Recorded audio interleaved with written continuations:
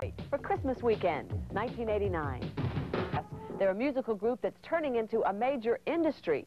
In addition to their records, they have deals for merchandise, TV shows, and movies, and the unwavering adoration of hundreds of thousands of teen and preteen fans. I think we have sort of a hunger for the scream of the crowd. We get up there, we're excited, the fans start going crazy. We're just really, you know, 5 guys from Boston. They are just about the hottest thing in show business. Billboard magazine has just named them the top new pop artist of 1989. Their multi-platinum album, Hangin' Tough, has grossed more than $50 million. Their 6-month tour, Screaming Room Only, is virtually sold out. No, me? No, I'm definitely not the sex symbol of the group. If 16-year-old Joe McIntyre is not the New Kids on the Block sex symbol, then 18-year-old Jordan Knight is. Joe and Jordan, brother John, Danny, and Donnie are all sexy if you ask their legions of female fans, many of them still waiting for their first training bras. It's this shrieking army of teen and sub-teen girls who've boosted the New Kids on the Block to the very top of the music business.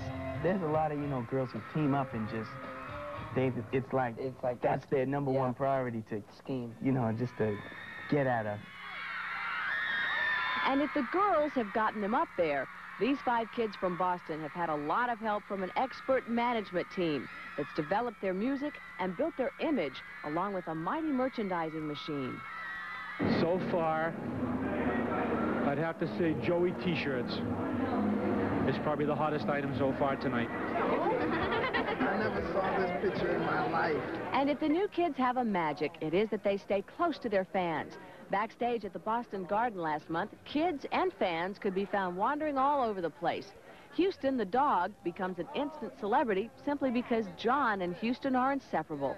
And the New Kids are nice kids, too. They're accessible, and they remember the Garden before they were the sellout attraction. We couldn't afford tickets. New Kids can be smart kids as well, and when they're turned out in front of the jaded paparazzi of Hollywood, they can give as good as they get for the publicity that keeps those albums selling. Wherever they go, you can be sure a camera is nearby. I think it's the tip of the iceberg right now because I think we're still growing and we're still maturing, and as we grow, our fans will grow.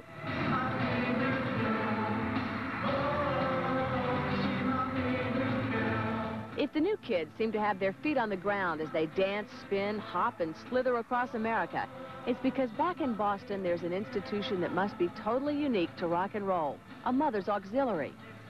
The fan writes, "I love you, not only for what you have made of yourself, but for what you are making of me."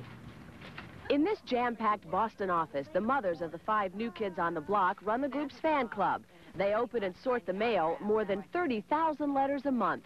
400,000 phone calls a month come into the New Kids 900 line. And teddy bears by the truckful are passed on to hospitals and daycare centers as the mothers try to live up to their newfound celebrity. I was in the hairdresser today in Jordan Marsh, and people were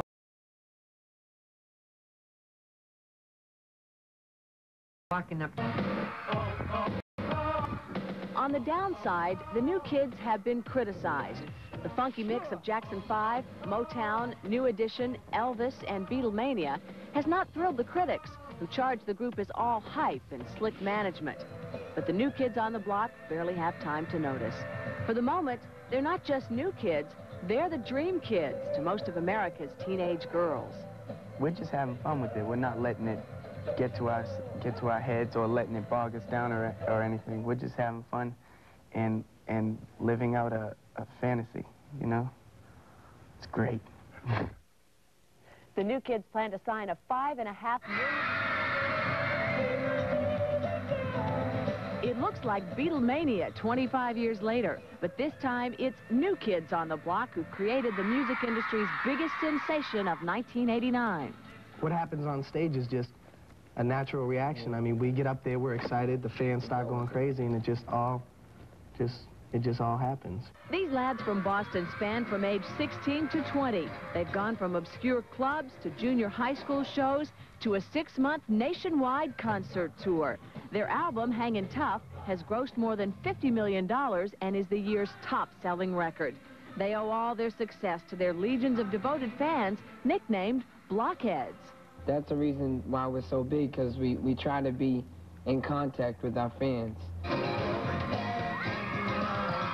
There's a lot of, you know, girls who team up and just, it's like that's their number one priority to scheme. You know, just to get at us.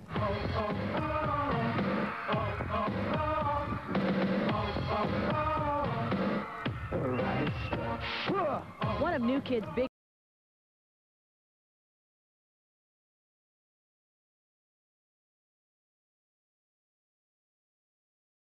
hit $1,000 a concert.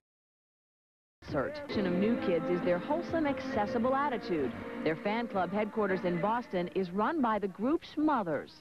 We love our moms a lot. They all together, they do the fan club. They take care of all the letters that are written to us. This group of moms is unique in their devotion and visibility backstage and out front.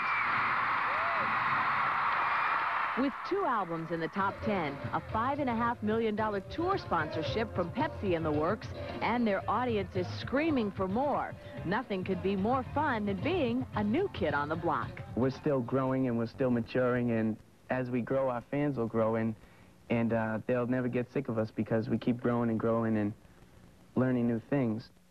This footnote to our story, last night the New Kids were scheduled to appear at an anti-drug rally in Boston. You're going to see that right after this. On Dance Party USA. Oh, yeah, yeah.